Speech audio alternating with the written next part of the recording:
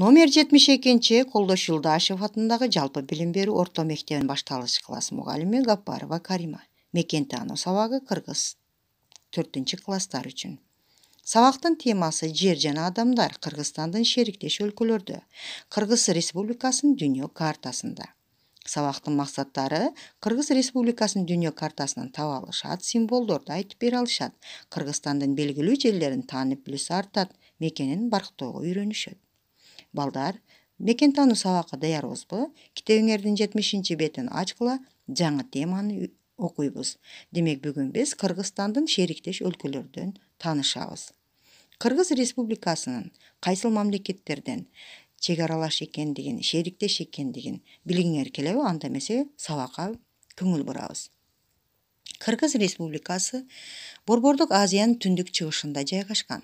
Казакстан, Өзбекстан, Тажикстан, Кытай мамлекеттери менен чектешет. Мына чек араларын көрүп турасыңар балдар. Кыргыз Республикасынын мамлекеттик символдору катарында желек жана герб. Мында желек.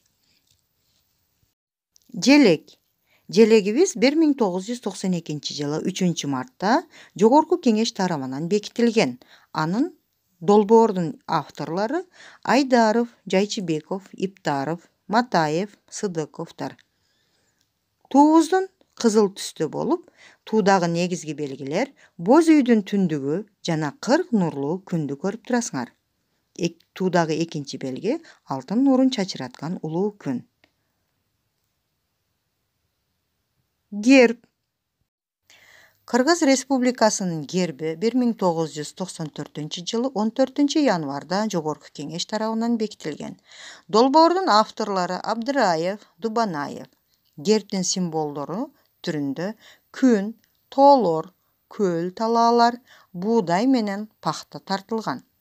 Башкы планда кыргыз турмушунун символу катарында шумкардын элеси берилген. Ала тообуздун жана жаңы чыгып келе жаткан алтын нурдуу күндүн сүрөтү тартылган. Ак шумкар Манас бабабыздын алгыр кушу. Ал эми ак мөңгүлүү ала тообуз көз мончоктой кооз ысык көлүбүздө дүйнө жүзүнө таанымал. Кыргыз Республикасынын гимни 1992-жылы 18-декабрда Жогорку Кеңеш тарабынан бекитилген. Сөзүн Сыдыков, Кулуев жазган, музыкасын Давлесов жана Молдобасановтар жазган.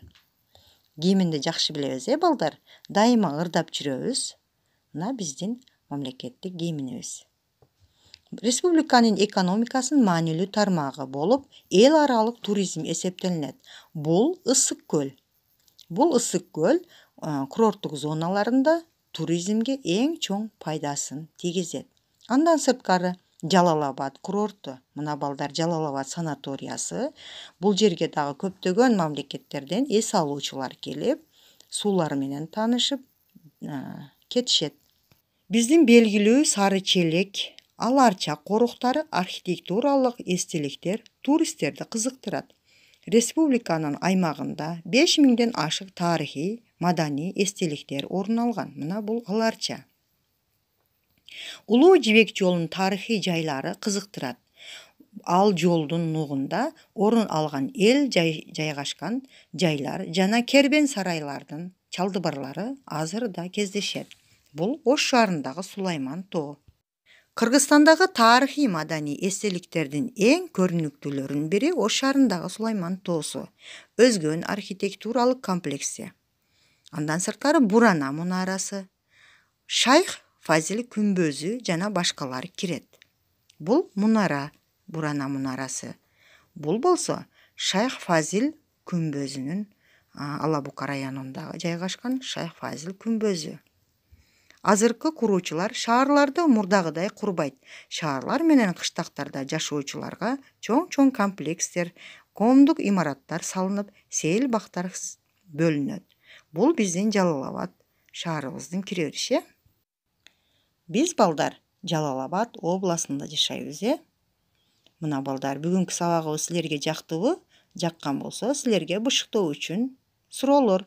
Кыргыз Республикасынын символдору жөнүндө айтып бергиле. Кандай тарыхый эстеликтерди билесиңер? Силерге жакын жерлерде тарыхый эстеликтер барбы? Өзүңөр жашаган жер жөнүндө аңгемелер түзүп айтып бергиле. Азаматсыңар балдар.